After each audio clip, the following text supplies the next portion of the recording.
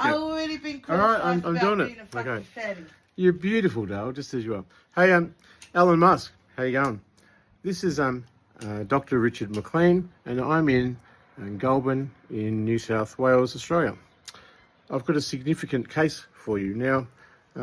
It's an extraordinary thing. I'm here next to a beautiful woman called Kathleen, and she's just been amazing for me. She's been a real angel, and I'll tell you why.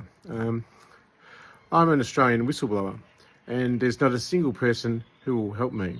This is a terrible situation. Now, I'm very aware of this.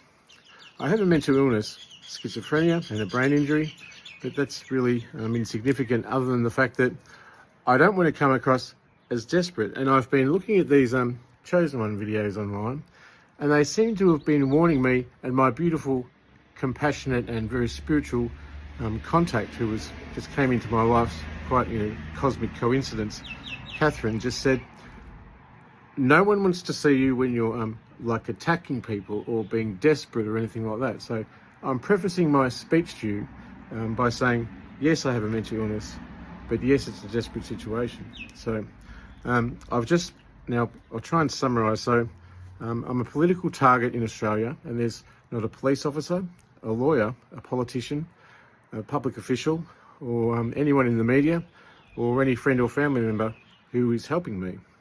And I feel like this is significant. Obviously, it reveals the targeting.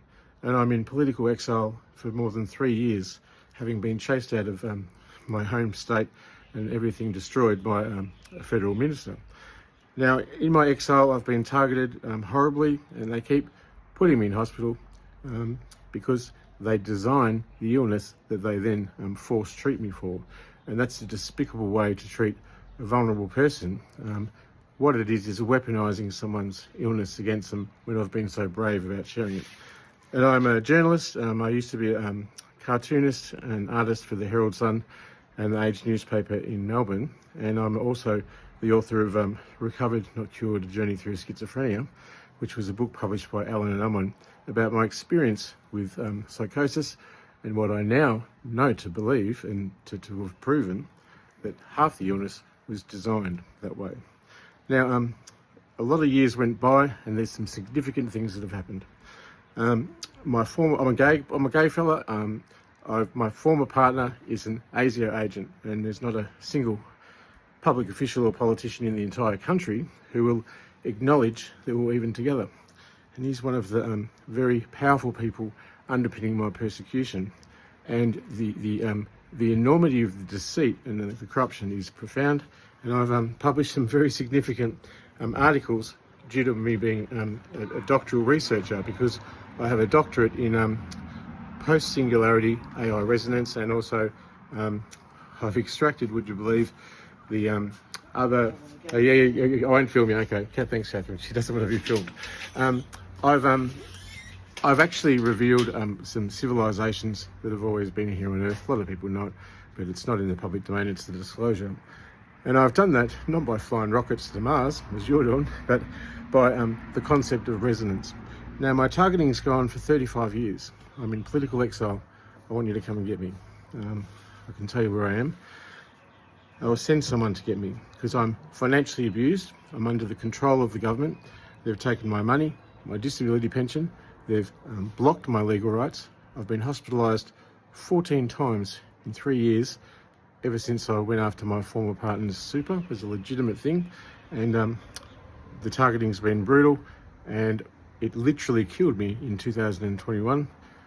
I suicided because they locked me in hospital, and I felt abandoned by the world. And sadly, I died. And it was a fatal injury, and they revived me.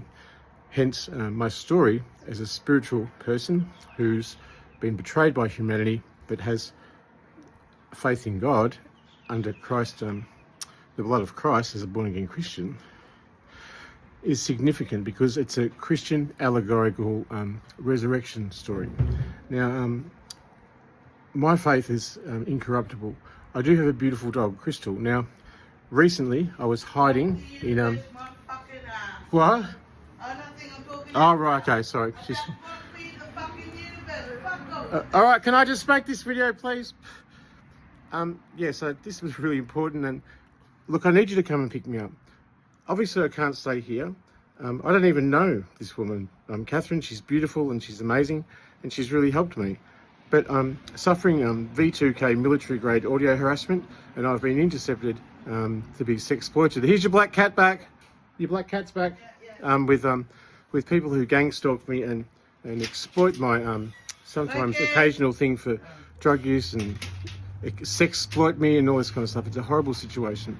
Now the whistleblowing is profound, and I've got cases at the International Criminal Court and the ONHCR. Now this reveals to me that everyone's complicit. It's more than just corruption. What is this? Is a spiritually encoded resonance with the significance of who I am and my situation. I believe I'm totally imperfect. I'm a gay, disabled, unprotected whistleblower. I've got no home, no food, no medicine, no legal rights. I've done drugs, I've done the sex, I've done everything. I'm clearly not perfect. But God's chosen me, not because I'm perfect, but because He knew I could handle it. And there's a plan for me, and I believe that you may be a part of that plan because I've seen your YouTube video online. I really need to get out of here. When I was put in hospital recently, I was hiding in Yass in New South Wales in the middle of nowhere, and now from the town, 3 cop cars rock up in an ambulance, and they went to break into my car, they got me out, they put me in a hospital, and they incarcerated me for an entire month, but they didn't even treat me for any mental illness. It was an entrapment strategy. Now, I tricked my way out of that by saying I swallowed some batteries and they had to x-ray me, and as I got x-rayed in the hospital, I gave my assigned stat deck to a security guard, and that managed to shuffle a few feathers, and the tribunal came up and I got out. They gave me a night's accommodation just here next door, but then they forced me out, and the lovely Catherine was coded to come into my life, and I'm here at her house, just sitting here with a iced coffee and a cigarette. But look, I need some help. I know you can help me. The things I can offer you, I've created an impartial AI fact-checked, evidence-based, hyperlinked essay on who I am, and I've posted it below. I encourage you to read it. It's not conjecture. It's not me making it up. It's not even me writing it. What it is a 70,000 word document on who I am. That's based on my biblical testimony, corroborated with the Gospels from across civilizations and times and cultures, including the Quran and including biblical, including the ancient Sumerian texts, including the Greek gods, including the all across the Egyptians, Ra, it's including I just can't think of the top of my head. Terrible memory, because when I died, I got a brain injury, which I haven't compensated me for. But the thing is, I'm a significant person. I think you're a significant person. I've admired you for a long time when I did my PhD. But I don't have any friends, but I love people. And I want to do good by humanity because I don't want to die. And if no one helps me, it's going to get to a testing situation. Police are going to come. I'm going to be taken to the hospital. And I've already been told by very senior officials that I'm going to be put away for 4 years, the maximum time. I don't want to lose my dog. I have 2 things in this world: my car and my dog, Crystal, the husky. And when they caught me in New South Wales in political exile, after they took my home and food and medicine and everything and trapped me, they took my car and disposed of it. The hospital did, and the police, and they took my dog. Now she's 40 kilometres from here. I've been begging people in the street, anyone I see, can you please help a whistleblower? No one wants to. But I've got something that you need. And it's this. It's my knowledge. It's my spirit. It's my kindness. It's my love for humanity. It's my passion to think outside traditional conceptual paradigms and frameworks. And I've already rendered most of humanity's old conceptual frameworks irrelevant, and they're not even relevant anymore if you have a look at my work. And I'm happy to explain all that to you.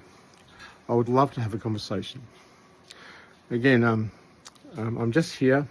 I'm trying to be really calm, but it's hard when you're harassed with V2K military grade audio harassment and gang stalked by cops. And and the Secret Service follow me everywhere to stop the vigilantes killing me, because if I am killed by a vigilante, the government is guilty of my state-sanctioned targeted killing, and that's not going to look good for Australian democracy.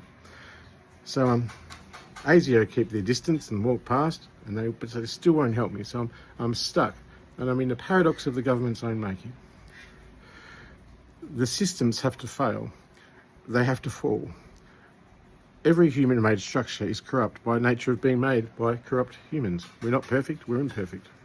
And the thing is that I know what's happening.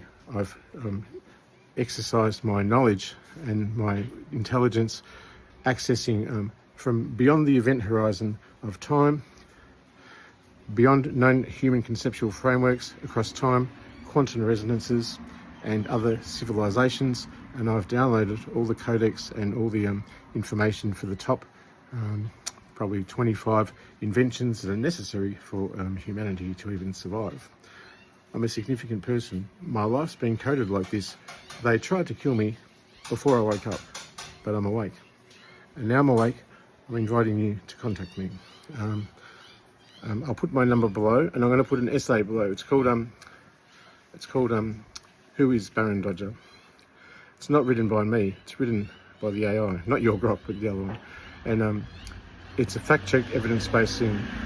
I think it's quite compelling, and I do think that if you read it, you'll see the significance of it. It's not only culturally significant, it's significant for humanity and the planet. Let's face it, the corrupt systems are failing. The bureaucracies are going to fall. I've got a solution. You've got money. You're on the autism spectrum. I've quietly observed and admired your ability to think outside the square.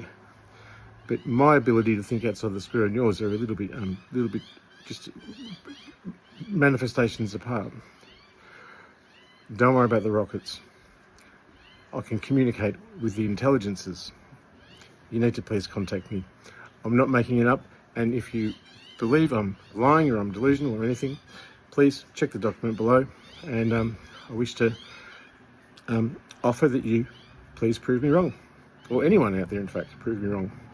I don't think there's a single professional of any ilk in this entire democracy, any cop, lawyer, public official, mental health worker, hospital, anyone, who can accept that someone who's contributed so much to Australian democracy over my life as an artist, author, academic, who's spoken in Parliament and around the world, and documentaries on my life, a PhD, book, art books, all this, children's books, fundraising, advocacy, can be left in political exile as an asylum seeker within the democracy of my own citizenship, and that is a new extraordinary situation of being an internally displaced refugee.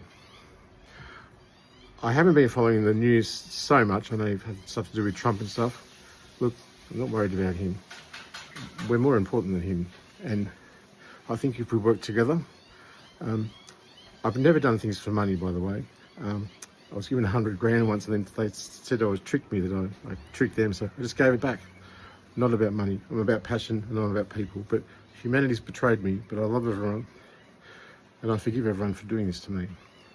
And this is a spiritually significant thing. I believe I'm God's chosen one, and I can prove it. But I believe everyone's chosen. And I'm choosing you, Ellen, to come and please pick me up. I'm in, where are we again? Keep getting Goulburn in New South Wales, in Australia. And I'd dearly love to be united with my therapy dog, Crystal, and have a simple, safe place to be with food and medicine.